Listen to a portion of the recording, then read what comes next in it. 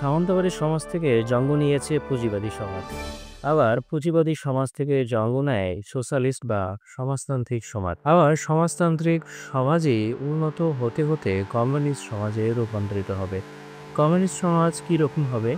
Communist সমাজে socialist সমাজের মতোই প্ল্যান করে জিনিসপত্র তৈরি হবে, কিন্তু বন্টনের নিয়মটা কিছুটা বদলে যাবে। সোশ্যালিস্ট সমাজে বন্টনের নিয়ম হচ্ছে যে যেরকম কাজ করে সে সেরকম আয় করে, কিন্তু কমিউনিস্ট সমাজে আয়ের নিয়ম আবশ্যকতা অনুযায়ী।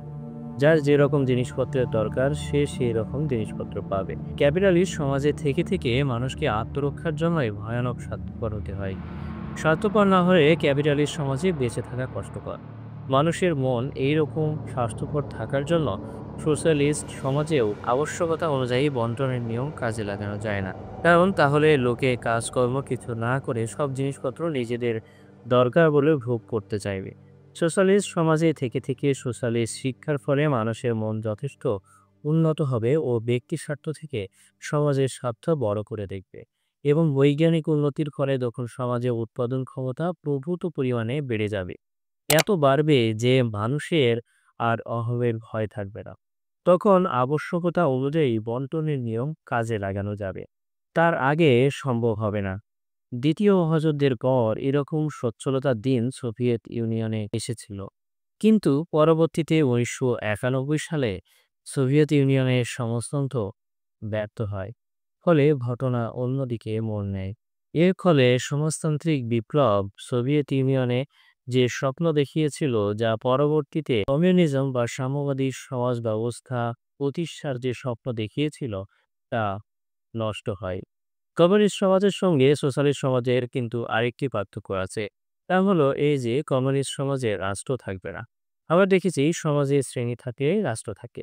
এই শ্রেণী এক শ্রেণী অন্য শ্রেণীকে শাসন করবার জন্য রাষ্ট্রকে ব্যবহার করে।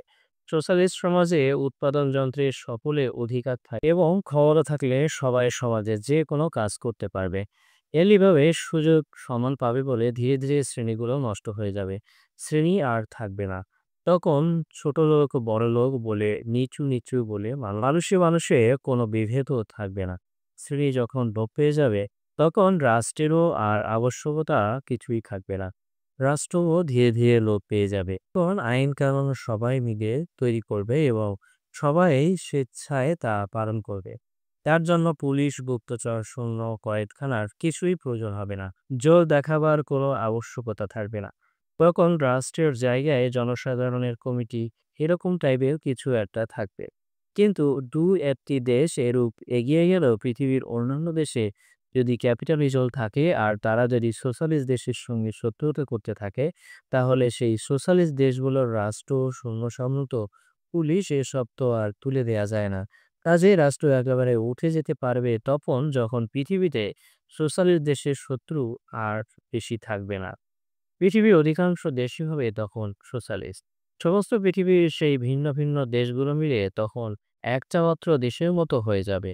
বিভিন্ন দেশের জনসাধারণের কমিটিগুলো মিলেমিশে আলোচনা করে নিজেদের বিষয় কর্ম নির্বাহ করবে। এইরকম একটা কিছু হবে কমিউনিস্ট সমাজে। কিন্তু বাস্তবতা অনেক দূর।